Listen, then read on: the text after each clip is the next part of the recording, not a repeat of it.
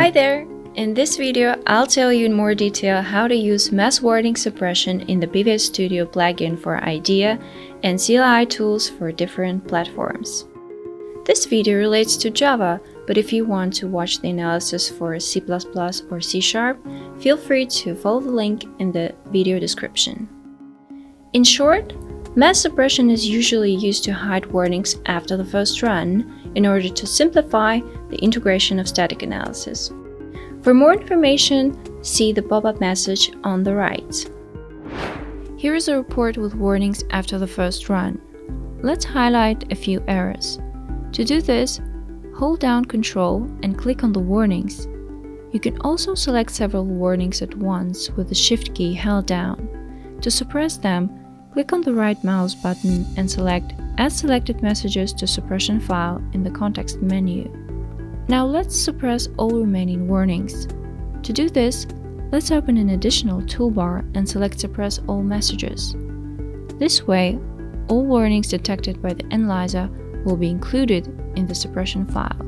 If you need to clear the suppression file, then you need to delete it. For each project, there is a generated file located in the root of the project by the path PVS-Studio suppress base JSON. Let's delete it. Now let's go back to IDEA and restart the analysis. All messages are back in place. Now let's look at how you can suppress warnings in the CLI. First, let's run the analysis. To do this, run pvsstudio.jar. For convenience, I'll make myself an alias to launch pvsstudio.jar. I will not stop at starting the analysis. You can find a detailed description of the flags for starting the analysis by the link in the description. But I'd like to pay attention to the output format JSON. We'll need it later. Let's convert it to HTML and look at the content. As you can see, there were quite a few warnings on this code. Now let's open the console and change the conversion mode.